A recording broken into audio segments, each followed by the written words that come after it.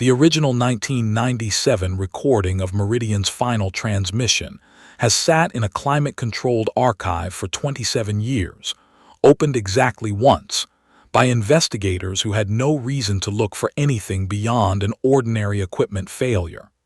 This year, for the first time, it was opened by people looking for something specific, and modern signal processing found it in under a day.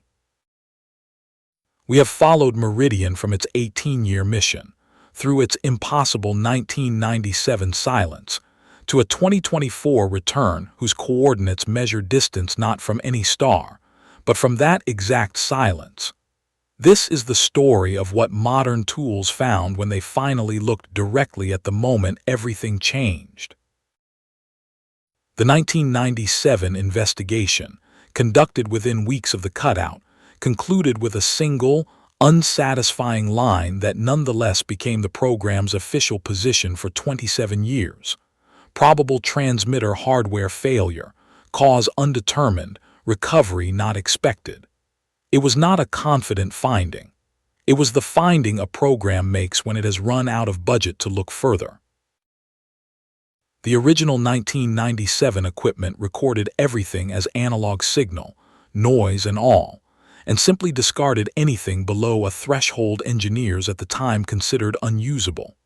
Modern processing does not discard that threshold. It amplifies it, carefully, layer by layer, and in the final 1.4 seconds of MERIDIAN's last transmission, underneath what 1997's equipment had logged as routine static, there was structure. The structure matched, not approximately, the same pulse rhythm, the same triplet grouping, the same encoding fingerprint the team had spent months learning to recognize in the 2024 signal. The 10th channel did not begin in 2024. It was there in 1997, for 1.4 seconds in the last moments before MERIDIAN went silent for 27 years. A data channel that does not appear anywhere in a spacecraft's design documents does not activate itself, twice, 27 years apart by accident. Whatever the 10th channel is, it was present at the beginning of the silence and present again at its end, which means the silence itself may never have been an ending at all. It may have been the moment something else began. One person from that original night is still reachable, still willing to talk, and still, 27 years later, visibly unconvinced by her own 1997 paperwork. She was the engineer on console when the signal cut. She has given exactly one interview about it before this one. She agreed to a second only after the team told her about the 10th channel. Her account matches the official record almost exactly, with one detail that never made it into any report. In the seconds before the cutout, the power telemetry flickered briefly, faintly, in a way she flagged verbally to her supervisor that same night. He told her, she says, that momentary flickers were common and not worth a formal note. She never argued. She also never stopped thinking about it. A detail remembered without a timestamp is testimony. A detail remembered without a timestamp that can be checked against a timestamp somebody else kept is evidence. The team cross-referenced her account against the reprocessed tape's timeline. The flicker she described sits within half a second of the 10th channel's first appearance in the original recording. The team's two camps held their positions, sharpened by the new evidence. The first, an internal power fault triggered a cascading failure, and the 10th channel is simply an artifact of hardware breaking down in an unusual way, a scar left by the failure, not a message.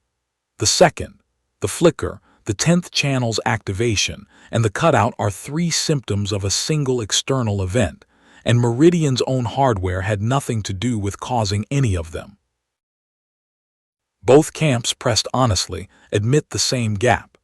Internal failures do not typically activate an undocumented data channel using proper protocol formatting. A genuine malfunction produces garbage, not a cleanly structured signal that later proves decodable as coordinates. And an external event, whatever that would mean for a spacecraft billions of kilometers from anything, offers no candidate anyone is willing to name out loud. Asked directly what she believes happened that night, the retired engineer gave the same answer she has apparently been giving herself privately for 27 years. She does not know, and she has stopped trusting anyone who claims they do. What she will say is that the flicker did not feel in the moment like a malfunction.